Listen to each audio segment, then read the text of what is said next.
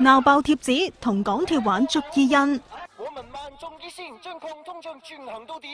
抗通脹？你講嘅啫。舊年賺成121億，6月咪照樣全線加票價。服務冇做好，服務冇做好，日日賣廣告，日日賣廣告。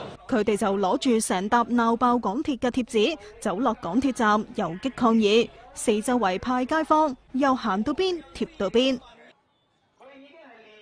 不過職員咪又係跟到實，你一貼佢就搣，點搞啊？學佢咁啦，向高發展啊！結果指示牌、月台路線圖，甚至係車廂外面，通通都見到港鐵惡行，職員都冇晒佢哋符。社民連仲踩入港鐵總部，繼續喺地下玩貼紙。